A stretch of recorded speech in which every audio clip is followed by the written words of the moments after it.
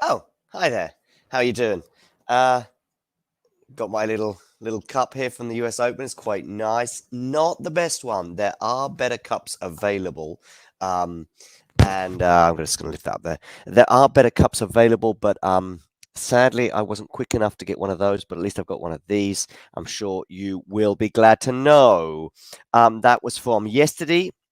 There was a lot of action, of course, at US Open semi-final action yesterday in the women's singles, at least in the evening, and plenty of action elsewhere. But I'm not here to review that because I was only there in the evening. I got there for the both semi-finals, which was pretty cool. Let me know your thoughts in the live chat on those two semi-finals. Let me know what you think about the decor in my hotel room, by the way. A little bit 1980s, perhaps. Anyway, it's not quite as cool as the background as we had yesterday. But today we've got these interesting curtains. Anyway, we've already got some people. Hi there, Kathy. Nice to have you on board today. And yes, so we're here to review yesterday's semi-final action on the women's side. I will touch on the men's semi-finals later. I'm very fortunate in that I will be going to one of the two semi-finals, albeit maybe not the blockbuster one. I shall be going to see Khachanov against Casper Ruud. A few things to deal with between now and then, though, and the first of which is this particular episode of the 20 Minutes reviewing yesterday's action. So let's get straight to it. Let me know your thoughts on the live chat regarding those two women's semi-finals. I'm going to deal with Caroline Garcia against Ons Jebeur first. That was obviously the first one on Ash yesterday evening at around about 20 past 7. Local time, they got underway. And Ons Jebeur made a flying start and never really looked like ceding that advantage that she had. Yeah, that's regarding Sabalenka, Kathy. But I'm here just to talk about. We'll talk about Sabalenka in a second. No worries. We'll talk about Sabalenka in a second. By the way, make sure you hit that like button and subscribe to the channel. So what happened in the Garcia match? Well, Ons Jabeur has ceded an early advantage. But actually, before I come to that, I'm just going to share something with you about my experience at the Awesome. I uploaded 4 videos yesterday to YouTube. Make sure you check those out. There's a nice one there with me speaking to a couple of Tunisians after a certain Ons Jabeur won. Also speaking to some Polish people prior to the match, and just a couple of snippets of some of the action on Arthur Ashe at the match points, and just illustrating just how packed it was. But yeah, so what happened? Yeah, Ons Jabeur just took an early lead and never really looked like letting it go. We'll talk about some of the tactics involved in a second, but I will just take us through some of the images, for example, from yesterday. This was obviously at the beginning of the match. Make sure you give at Talking Tennis TT a follow, and you'll get up to date with all the stuff on Twitter or on our YouTube channel, of course. But here you are on the YouTube channel anyway, so you might as well follow us on Twitter or Facebook or anywhere else. But listen, enough of me in promotions. So yeah, I spoke to a couple of Polish people on the eve of the match. By the way, I think I, like many people regarding the Garcia Jabeur match, expected it to be competitive, expected it probably to be dynamic, particularly coming from the French woman, particularly coming from Garcia and regarding her baseline aggression. Didn't happen. Jabeur dropped just 4 games. Think about that. In 1 hour and 6 minutes at yesterday's match. Let's have a quick look at some of the stats anyway. So it was 6-1, 6-3, 1 hour and 6 minutes. That's incredible. And it felt like that. I looked up at the clock at one point thinking, oh, okay, this match is nearly finished. And it said an hour on the clock. 6-1, 6-3. Let me know what you think about the Garcia baseline position. It's something I highlighted a few times on Twitter last night, just saying it's not working. It's not working. There was a second serve towards the end of the second set from Jabeur, a second serve, okay? And Garcia wasn't quick enough to react. Now, I don't know, to be honest with you, if Jabeur was going a little bit bigger on the second serve, partly because of the baseline position of Garcia. We spoke about it yesterday and I did that unbelievable little drawing where I just showed that Jabeur is so far inside the baseline for the second serve return that it's insane. But she couldn't deal with the Garcia thing. Somebody wrote on Twitter as well, I saw yesterday, that, it's like that famous thing where you say, if you keep trying the same thing over and over again and it keeps failing, stupidity is expecting something to change. Well, I wouldn't go that far regarding Garcia, but what I would say is that maybe there was no plan B. Is that fair? Anyway, let's have a look at some of the. I know as well, by the way, that some of the analysis on the US Open website that it talked about the baseline situation regarding Jabeur and Garcia, and that Jabeur came off that Garcia came off much worse off in those baseline exchanges, and also she couldn't deal with Jabeur's slice. And maybe this is really where we've really got to praise Garcia and her variety. We didn't see so many of the drop shots yesterday, but variety is key. I remember hearing Tony Nadal talking about Dominic Thiem and regarding the situation as Thiem was getting closer and closer on the clay to his nephew, and he just said something like, I don't see that Dominic Thiem has the variety to win multiple slams on multiple surfaces. Well, talking of multiple surfaces, Ons Jebeur now in her second consecutive major final on two different surfaces, and maybe neither of them are actually her best. She really is an all-rounder, and really, maybe I should recognize that I made a big mistake. I underestimated Jabeur coming into this tournament. I didn't see her having a run in the same way that she had a run on clay prior to Roland Garros. Of course, footnote there is that she went out in the first round there, but also at Wimbledon, obviously getting to the final as well. I didn't see her replicating that form on the hard courts in New York. Wrong, and wrong again. Okay, so back to some of the stats from this match, Garcia Jabeur. Get your comments in the live chat about Garcia and Jabeur in this particular match, because I'm sure there's some points that I'm not going to address. Jabeur, 8 aces to 2. Again, Garcia return position. Was she being a bit more aggressive on the serve? Maybe. Double faults 2 doesn't seem to stand up too much. Garcia, maybe she wasn't quite aggressive enough on her serve. That could also be a case from that point. And also looking here at the net points one, fairly actually even. Garcia does actually come to the net a lot more often than Jabeur. Perhaps she has a slight height advantage, which may help her there. But nevertheless, they were fairly nip and tuck on those net points. One there. But also, really, really probably sums up the match more than anything else. Break points 1. Garcia didn't threaten at all. She didn't have a single great break point on the Jabeur serve. What does that tell you about that serve return point position? I'm not saying it cost her the match yesterday. There's obviously a lot of other factors involved, but I think you need to have a plan B, perhaps, when it's not working. And it certainly wasn't working when she was just not getting her racket on second serves because she couldn't react quick enough. Too far in to the baseline, I would suggest. Too many unforced errors, not enough winners. I guess it's all fairly, obvious stuff. And the points won, backing up really how this match panned out. Okay, get your comments in the live chat. I'm going to come to the live chat now for some of your thoughts. I'll share this lovely screen I have on my YouTube homepage showing some of the other videos. Make sure you get to check them out. Okay. Yeah, Garcia should have adjusted. I thought the same. Florian, hi, nice to have you on board. You prefer conference? Florian, I do both. Random shorts, by the way. That's what I wear on the tennis court.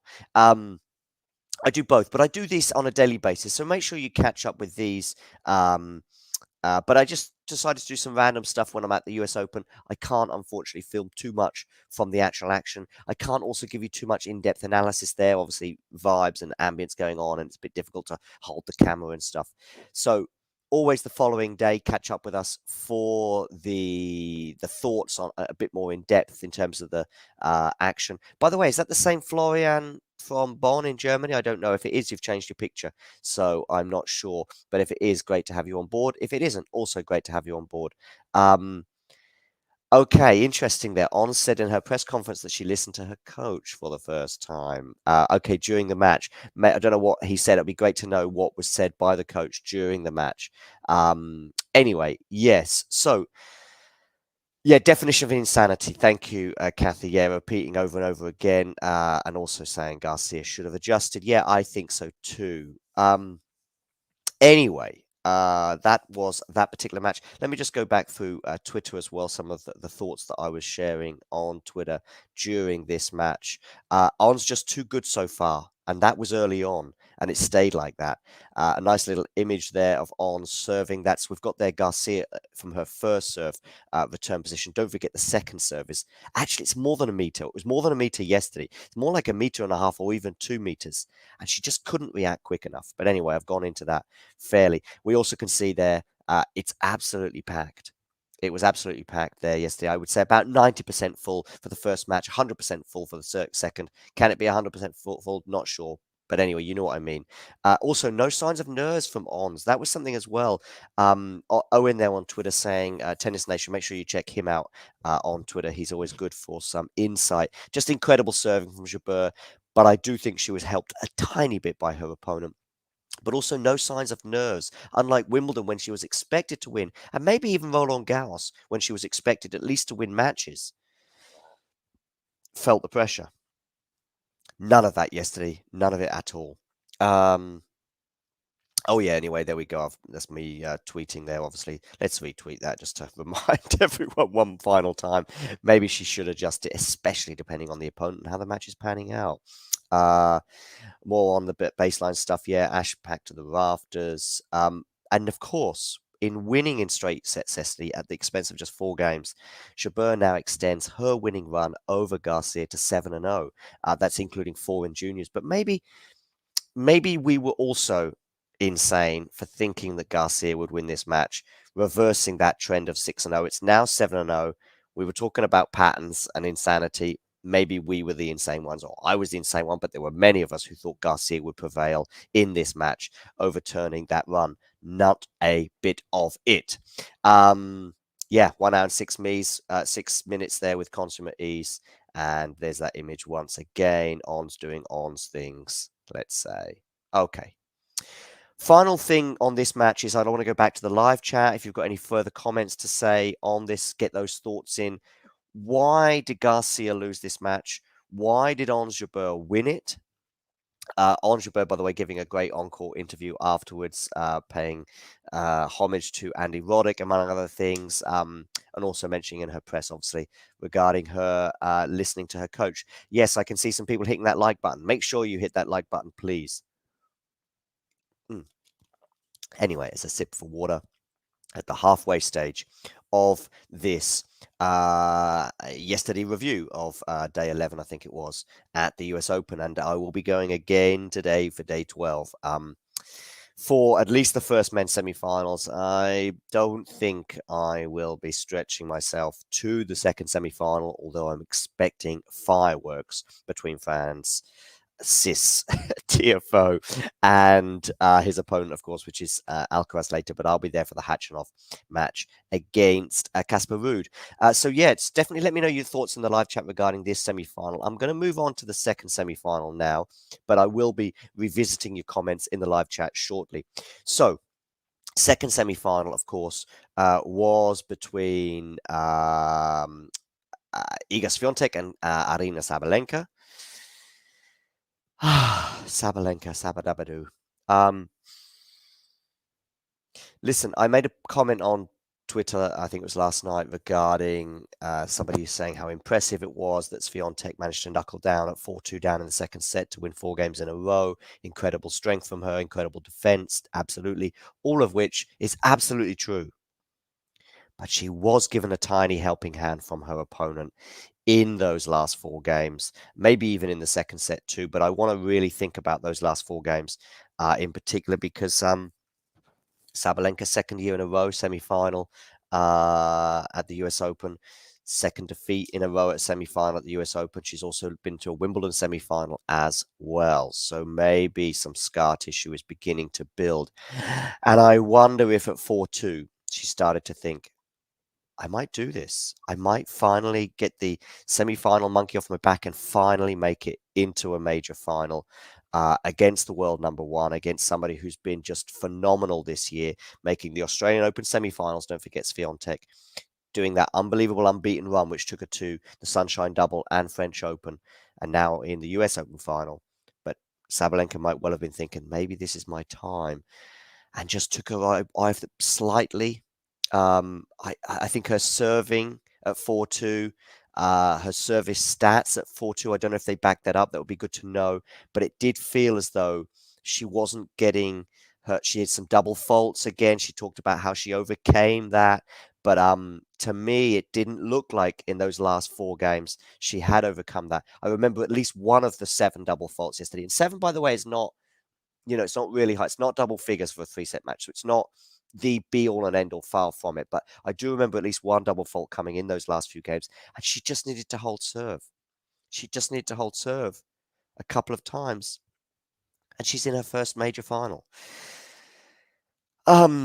Excellent stats, by the way, from Swiatek on the first serve in there, 73%. That's to be praised. I'm sure Sabalenka would have liked a slightly higher one on the 54% there with the first serve in. But points won on second serve from both players, but particularly here from Sabalenka. Bearing in mind, by the way, that she's relying more on her second serve than Swiatek. Okay, why am I saying that? Because Swiatek is only relying on her second serve for 27% of the points. Much, much more from Sabalenka. She's relying on her second serve for 46% of her points. So the fact that it's only 29% won from Swiatek, if you follow, on the second serve, doesn't matter so much. She doesn't need the second serve that often. Sabalenka, almost half the time she needs a second serve, and she's losing so many of those points. She's actually winning just 24%. That means she's losing 3/4 of her points on her second serve. Anyway, net points won was fairly even. Swiatek was far more successful on the break points won. And in fact, that was something that was mentioned by Sabalenka in her press conference yesterday, which was that Swiatek was just better on the big points, and of course, none more so than in the closing points to the match. And this was Sabalenka in her press conference, clearly very emotional, cap down, sunglasses on. I don't think she was dealing with the defeat very well. She was asked how she was feeling. Not the best question in the world, if you ask me. But how are you feeling? I think it's by the press person at New York, but it's always difficult to know how to address people who've just lost, especially such a painful match like this. She was asked how she, not very good, to be honest, she said. And then she was asked what went wrong. And then she also said how, big points, big moments, such as obviously those last couple of games, didn't go the way of her. And once, to be honest with you, once Swiatek got it back on serve, after that 4-2 lead at 4-3, you just thought, okay, I think now this is done. And it was such a great match before then, by the way. Really incredible defense from Swiatek, incredible aggression as well from Sabalenka. It was a real, roller coaster of a match. Sabalenka winning the first set. I believe she got 2 breaks of serve to do that, winning 6-3. But either way, the second serve was all Swiatek. But Sabalenka, I believe she had 2 moments in the final set when she was a breakup. I think she took an early 2-love lead. That took me by surprise. I thought the momentum shift from Swiatek in the previous set would carry on over. Not a bit of it. She regrouped. She did go for a break, I think, at the end of every set, I think, or both sets. I'm not sure for the first 2 sets. Certainly for the between the second and third. That seemed to help her. She comes back on court. She's flying again. She wins the first 2 games. Swiatek reels her in, but she doesn't take that too seriously. She then goes on to lead 4-2. Unfortunately, though, once Iga broke back at that point, given it was such a crucial moment, I do think that the mental side of it probably got to her, and maybe even her press conference afterwards suggested the same. Wow, Sabalenka take a bow. I probably wrote that several times on Twitter yesterday. I think that some of her points yesterday were incredible. Make sure you check out the highlights from that match. And I think I said some point during the second set that this match was already 5 minutes older than the previous semi-final. I think that was probably towards sometime during the second set. I'm not sure exactly when, but it's certainly before the end of before the third had begun. Yeah, Iga, by the way, let me know your thoughts on the live chat. What's going on with her and the racket changes? She's changing rackets seemingly all the time. And yeah, I also was quite pleased to finally get a 3-setter. Vivek there, by the way, suggesting that he thought the same as me, to be honest with him. Many of us, when Iga had that momentum change, that he thought that might well go on to be a very comfortable third set for Iga, but not a bit of it. But in the end, it doesn't really matter. She's into her second major final of the year and the third one of her career. Of course, she has a 2-0 record in major finals, albeit both of those were on clay. Okay. Cool. Let's come back to the live chat before we conclude today's episode. Oh, no comments in the live chat. What do you think about the semi-finals later on as well? We've obviously got those to come. I would love to know what you think about Casper Ruud against Khachanov, Karen Khachanov, and obviously also that match coming up between TFO, eagerly anticipated between TFO and Alcaraz. I'll give you my thoughts on those matches. By the way, those guys are very funny. The Polish guys certainly had a few beers before the match. Good for them. There was quite a few Polish people there actually in the stadium, or at least people with Polish flags and Polish T-shirts, etc. So that was cool. If you were one of them and you're here on board right now, or even if you're just watching later on today, make sure you hit that like button and make sure you comment in the comments section down below. So this evening, we have two interesting matches, Khachanov, Casper Ruud. Let's talk about that one very quickly. K for Khachanov, R for Ruud. Who is winning this match? Of course, we've got the number one world ranking potentially on the line, both Casper Ruud and Alcaraz going for this potentially. I believe that Casper Ruud has to win the match and, sorry, win the tournament or get to the final and not lose to Carlos Alcaraz. I believe that's the dynamic for Casper Ruud to become world number one. Alcaraz, it's quite simple. Wins the tournament and he is world number one. If they both go out today, and let me tell you, I don't think they will, Rafael Nadal will become world number one. So I am going for Casper Ruud in 4 sets. I just think that his hardcourt form this season, getting to the final in Miami, has shown that he's a little bit more than a one-trick wonder in terms of the clay. And I just think he's a better player than Khachanov. And Khachanov's run has been incredible. 5 sets, obviously, win over Kyrgios in the previous round. But he did get a little bit lucky against Jack Draper. Jack Draper, who I think was probably going to go on and win that match, unfortunately had to pull out injured. I think it was a hamstring problem for him. So I'm going for the Norwegian in the first one. Let me know your thoughts in the live chat. R for Ruud, K for Khachanov. Who's winning? Get it in the live chat. Press that return button right now, and I'll ping it up on the screen. Second semi-final, of course, is between Alcaraz and TFO. And I'm going for the higher ranked player and the person who's had the better year on the whole, which is Alcaraz. Let me know your thoughts in the live chat. Alcaraz or TFO, A or T. I will know which semi-final you're referring to. Hit that A button if you think Carlos Alcaraz is going through and press return, or hit the T button and press return if you think TFO is prevailing.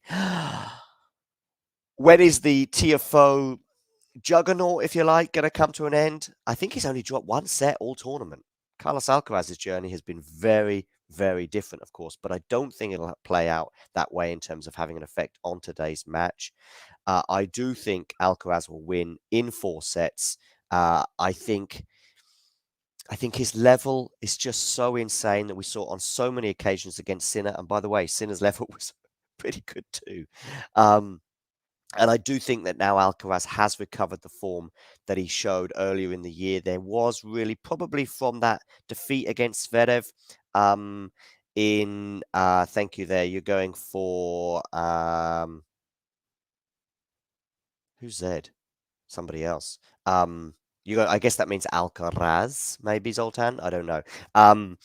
Against TFO. So back to Alcaraz, yeah. So I think that he has recovered that form that he showed earlier in the year. There was a period from probably Roland Garros when he lost in the quarterfinals, a bit surprisingly, to Zverev. There was from that moment onwards. Really a dip in form from him, going out at Wimbledon in the fourth round, of course, to Sinner, and then the matches that followed. Didn't really do anything during the US swing of note until coming to New York, but now he is on fire. So is TFO, by the way. But I think both on fire. Alcaraz wins. There is one thing, though, that Alcaraz needs to do. He needs to get a hold of that TFO serve. Almost no one, including Rafael Nadal, has managed to do it in this tournament.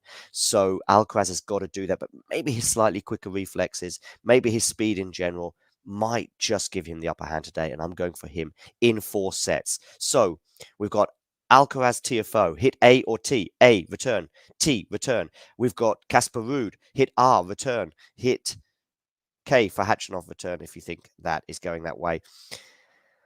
I'll put those up on the screen shortly or hit them in the comment section below.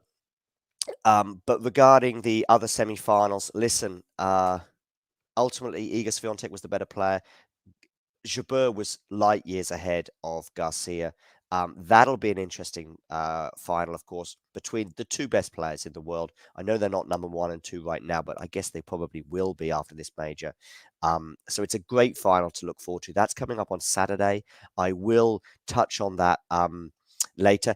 Michael, you're going for Khachanov, by the way. Oh, I guess we're both going to be today at Flushing Meadow, although I'm going for the first semi-final. I think you're there for the second, right? Hopefully our paths will cross. Reach out to me on Twitter at Talking Tennis TT, Michael, if you're there, and maybe we can cross paths. That would be really, really cool. Even just to speak to you for 30 seconds. You are a fountain of tennis knowledge, and it would be great to dip into that fountain. But an interesting choice there regarding Khachanov going through. I'll probably ask you why later on today. I've got Casper Ruud winning that one. But anyway, lots to look forward to later today.